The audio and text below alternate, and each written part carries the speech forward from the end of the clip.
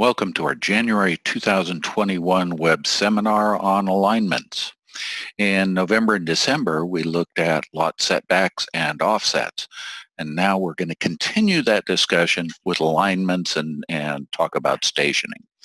So the first thing let's talk about is the station syntax. All right. Now there are a couple of things that affect this. So let's take a look at our labels here. I'm going to go into my traverse drawing settings for this alignment.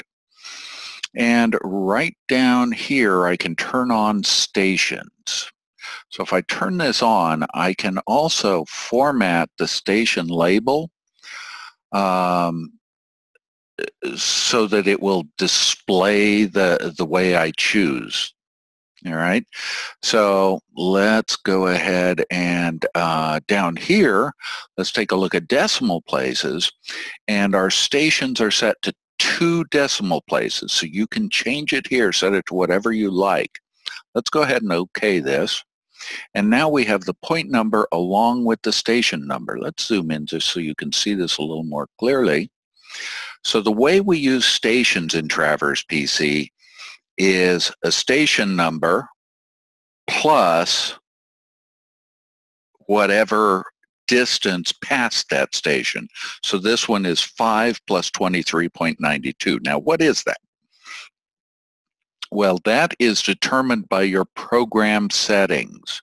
You can either go to the Tools menu and choose Program Settings, or you can pick it off of the toolbar up here and go to Settings.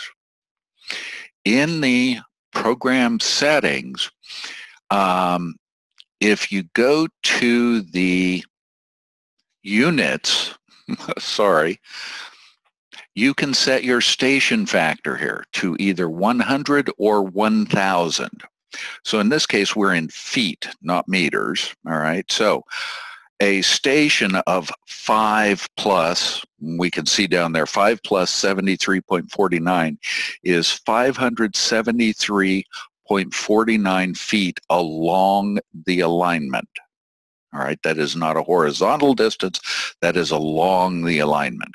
So this is how you can set both the station factor at either 100 or 1,000, plus you can control the number of decimal places that are displayed. All right, so that is how the syntax works.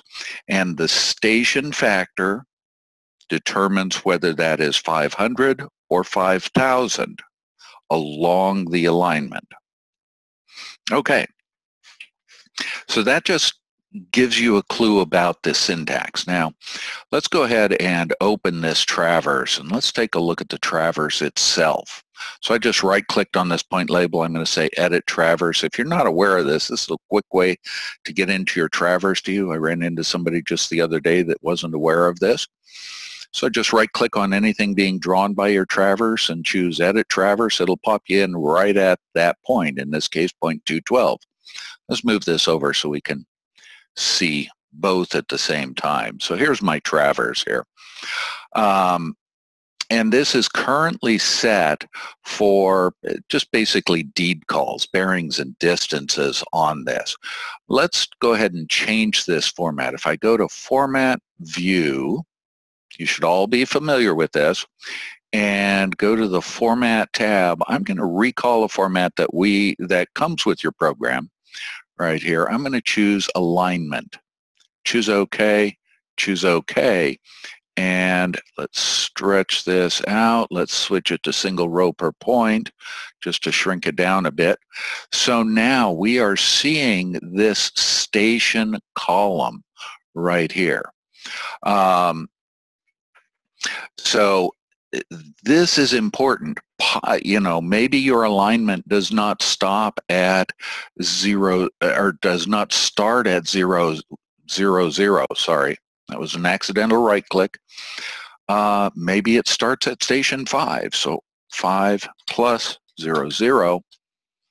And now that will reflect down through here. If we regenerate the drawing, we can now see that we're at 10 stations. So there's one other field that isn't being displayed here that we need to talk about, and that's station equation. So once again, let's go back into our Traverse View format, and right here you see a capital O for station equation. Let's go ahead and add that right after stations in our display sequence and choose OK. So we now have this station equation column. Notice it's automatically filled in with accidental right click, automatically filled in with 5 plus 0, 0. Now you can use station equations to adjust the stationing along your alignment, and you can do that anywhere in the alignment. So I could come down here and say, okay, now this station needs to be station 10 plus 0, 0. Put that in here. This then becomes 10 plus 0, 0, and all of the stations along the alignment are then updated based on that station equation. So there's one other thing that we need to talk about here, but before I do, I want to talk about a resource that you have available to you. It's at your fingertips. At any point, you can hit your F1 key or go up here to the Help menu and search for Help On. Let me bring this over. It's on my other screen. Type in what you're looking for. So in this case, we're talking about stations. Let's look for stations. Okay, here's a help topic on stations. And as you scroll down, here's a section on the syntax that we've already talked about, the decimal places, the factor, the stuff that we've already talked about. So be aware that this is here and available to you. Now there's the other thing I want to talk about in these stations. Right now, these stations are horizontal stations. All right, they are not taking into account elevations. So if we go to View, Format View, once again, your Traverse View format, go to the Advanced tab, there is an option here to put these into slope distance if you wish. So if I turn this on, Display Slope Distance Stations, choose OK, now my stations will be in slope distances. So they're going to be slightly longer than the horizontal stations, right? Okay, now our station equations, those are also in slope distance. So if I apply a station equation here somewhere, then that is a slope distance equation because I've told Traverse PC that I want to use slope distances. All right, so it's important that you understand all of these options. In your normal Traverse view, that option isn't turned on, and these are horizontal rather than slope. So keep that in mind. Depending on what you need, that's a very important thing to keep in mind. All right, now let's take a look at stationing this alignment. Right now, our stations are all over the board. You know, they're not, we're starting here at the east end and they're just wherever we have points. All right, now let's say we want to station this traverse. I want the points all along this traverse. Well, I can do that. Here in the Traverse view, I go to COGO Stations. And then what do I want to station? Well, in this case, I want the entire traverse. And how far apart do I want my stations? Do I want them every 25 units, in this case feet, or every 100 feet? What do you need for your stations? And are they different between straight lines and curves and spirals? All right. So I will enter that information here, what I want, and this is going to get pretty cluttered up if I do them every 25 feet. So let's take it to 100 feet and 100 feet. Let's talk about this option right here. You should be familiar with this from various places in Traverse PC. Whenever you see tolerance, what it is it's looking for, is there a point within this distance from a point that I would be creating? If so, I'm not going to create a new point there. All right, so that's what this tolerance is. I can also go ahead and give my points a description, my station points a description if I choose. Let's just go ahead and choose compute. And now it has added this station alignment traverse. Let's go ahead and close this. You can see I'm already getting stations on here. All right, if we go back to our traverses, we have a new traverse. Go ahead and set it, traverse view format. Let's set to alignment, and let's set this to alignments. Say OK. So here's our new traverse. And what you're going to see now is that we now have our stations along this traverse at the given intervals. So it's now added this 6 plus 0, 0. Notice that the point labels are the same as the station. All right, so these are the stations that have been added to this traverse. Oh, sorry about that. So that's how you can station this at whatever interval you need. All right, let's go ahead and close this and untag it. Actually, I'm just going to delete that traverse.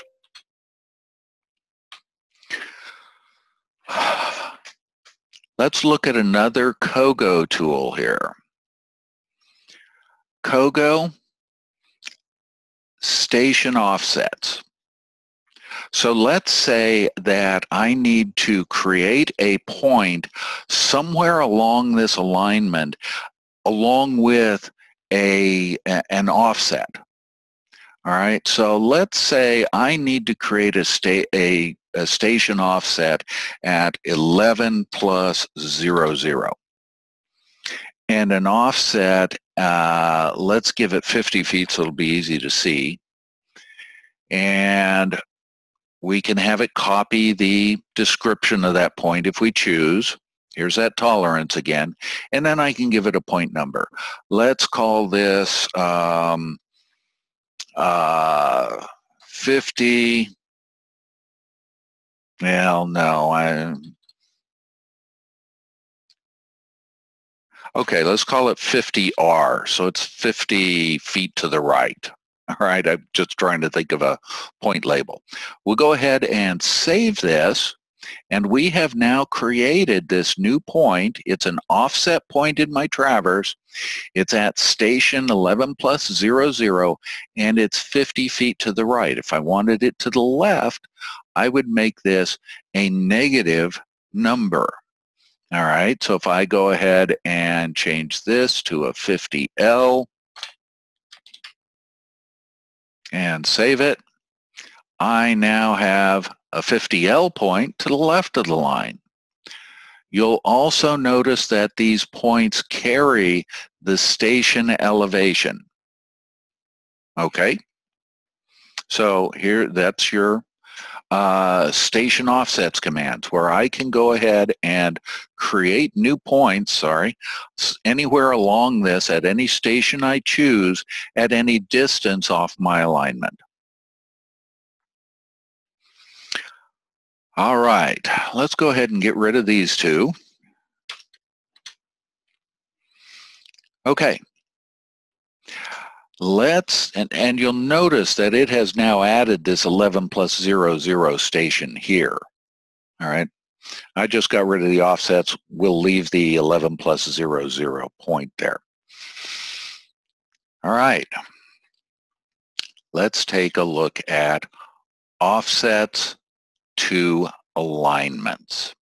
This is a very useful tool. This is another screwdriver for you.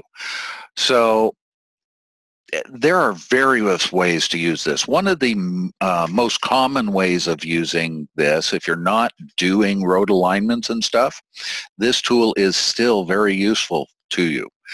Let's say you've got a fence that is supposedly running on the property line.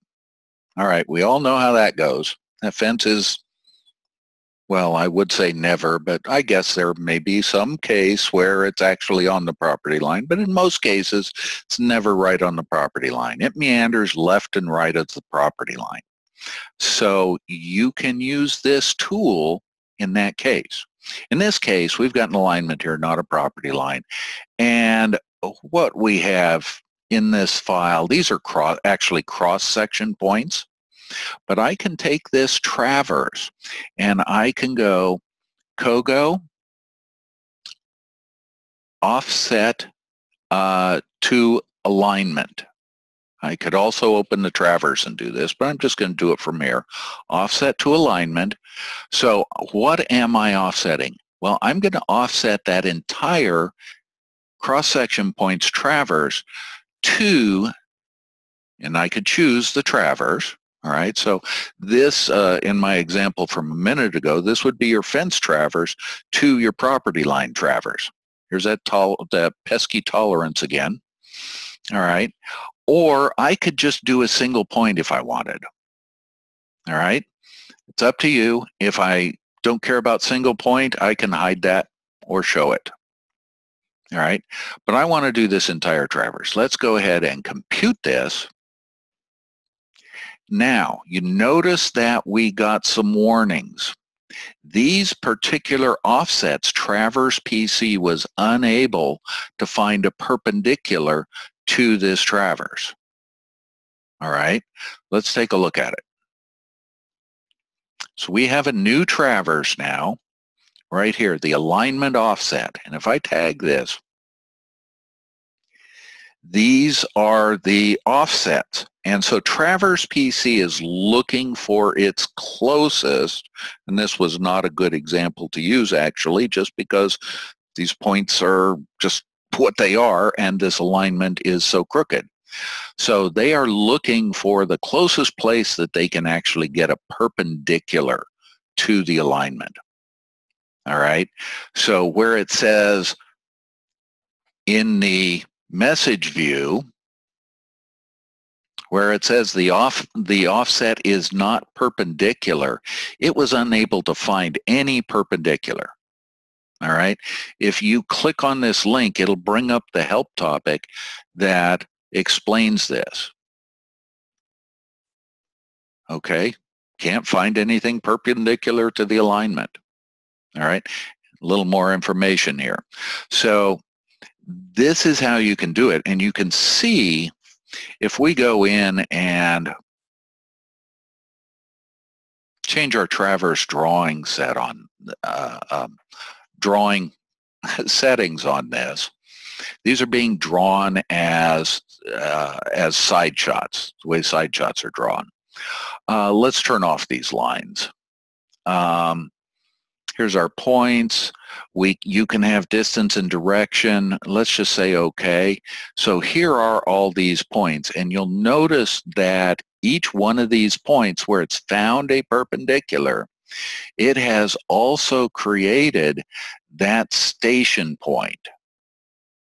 So here, the 212-4, 212-2, those were created based on this point 212, which is 11 plus 91.7 in our original traverse.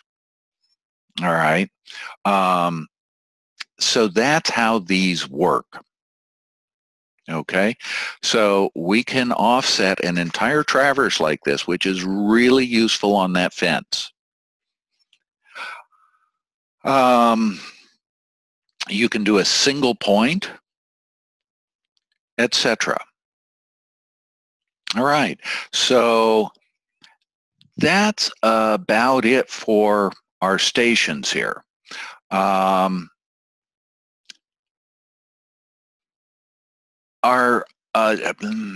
Oh, I forgot one thing to tell you about our station offsets. Those work with straight lines and curves. Let's go back to our